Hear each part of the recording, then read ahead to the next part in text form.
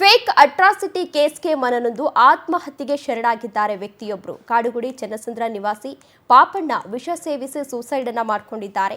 ಜೋಗಿ ಸೀನಾ ಎಂಬ ಕುಟುಂಬದಿಂದ fake atrocity case ದಾಖಲಾಗಿತ್ತು. ಫೇಕ್ ಅಟ್ರಾಸಿಟಿ ಕೇಸ್ಗೆ ಮನನೊಂದು ಆತ್ಮಹತ್ಯೆಗೆ ಶರಣಾಗಿದ್ದಾರೆ ವ್ಯಕ್ತಿಯೊಬ್ಬರು. ಕಾಡುಗುಡಿ ಚನ್ನಸಂದ್ರ ನಿವಾಸಿ ಪಾಪಣ್ಣ 42 ವರ್ಷ ಆಗಿದ್ದು ಇವರು ವಿಷ ಸೇವಿಸಿ ಆತ್ಮಹತ್ಯೆಯನ್ನ ಮಾಡಿಕೊಂಡಿದ್ದಾರೆ.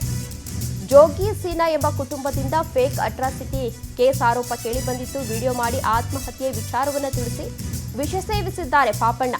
ಜೋಗಿ ಸೀನಾ, ಪ್ರಶಾಂತ್, ಸಂತೋಷ್, ರಾಧಾ ಹಾಗೂ ಲಲಿತ್ ಕುಮಾರ್ ಅವರ ಹೆಸರನ್ನ ಇದರಲ್ಲಿ ಉಲ್ಲೇಖವನ್ನು ಕೂಡ ಮಾಡಿದ್ದಾರೆ. ನನ್ನ ಸಾವಿಗೆ ಇವರೇ ನೇರ ಕಾರಣ ಅಂತ ಹೇಳಿ ಆರೋಪಿಸಿ ಆತ್ಮಹತ್ಯೆಗೆ ಈ ವ್ಯಕ್ತಿ ಶರಣಾಗಿದ್ದಾರೆ.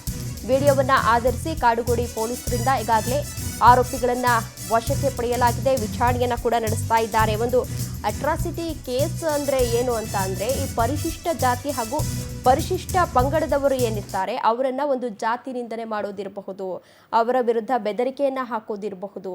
ಈ ರೀತಿ ಅನ್ನೋದನ್ನ ಅಟ್ರಾಸಿಟಿ ಕೇಸ್ ಅಂತ ಹೇಳ್ತಾರೆ.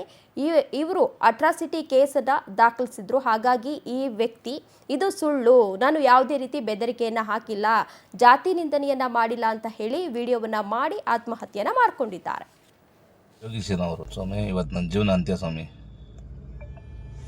ನನ್ನ ಸಾವಿಗೆ ಕಾರಣ ಜೋಗಿ ಸೀನಾ ಅವರು. ಜೋಗಿ ಸೀನಾ, ಪ್ರಶಾಂತು, ಸಂತೋಷು, ಅವ್ರ ಮಗಳು ರಾಧಾ, ಇನ್ನೂ ಲಲಿತ್ ಕುಮಾರು, ಇವರೇ ಸ್ವಾಮಿ ನನ್ನ ಸಾವಿಗೆ ಕಾರಣ.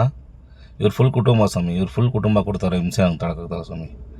ಸುಮ್ಮನೆ ಅಟ್ರಾಸಿಟಿ ಕೇಸ್ ಮಾಡಿ ನನ್ನ ಮೇಲೆ, ಸುಮ್ಮನೆ ಅಟ್ರಾಸಿಟಿ ಮಾಡಿ ನನ್ನ ಕುಟುಂಬದ ಮೇಲೆ ಸುಮ್ಮನೆ ಮಾಡಿ ಲಕ್ಷಾಂತರ ರೂಪಾಯಿ ದುಡ್ಡು ಕಿತ್ತಿದ್ದಾರೆ ಸ್ವಾಮಿ. 2001 ಮಾಡೋದು ಸ್ವಾಮಿ. ಆಗ ಸುಮಾರು 7 ಲಕ್ಷ ಮೇಲೆ ಕೊಟ್ಟಿದ್ದು ಸ್ವಾಮಿ. ಈಗ ಮತ್ತೆ ಮಾಡಿದ್ದಾರೆ ಸ್ವಾಮಿ. ಇವ್ರ ಜೊತೆಗೆ ಕೆಲವರು ಏನು ತಲೆಕೆಟ್ಟಿರೋ ಹೆಂಗಸರು ಸೇರಿಸ್ಕೊಂಡು ಸುಮ್ಮನೆ ಅಟ್ರಾಸಿಟಿ ಕೇಸ್ಗಳು ಮಾಡಿ ನಮಗೆ ಹಿಂಸೆ ಕೊಟ್ಟು ಮತ್ತೆ 10 ಲಕ್ಷ ರಿಬೇಟ್ ಮಾಡಿ.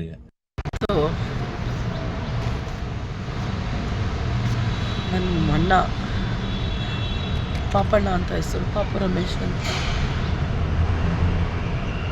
ನಿರಂತರವಾಗಿ ಅವನಿಗೆ ಕಿರುಕುಳ ಕೊಟ್ಟು ಸುಳ್ಳು ಅಟ್ರಾಸಿಟಿ ಕೇಸುಗಳನ್ನ ಅವನ ಮೇಲೆ ದಾಖಲೆ ಮಾಡಿ ಅವನ್ನ ಕೊಂದೇ ಹಾಕ್ಬಿಟ್ರು ಈ ಗ್ಯಾಂಗು, ಜೋಗಿ ಸೀನಾ ಗ್ಯಾಂಗು.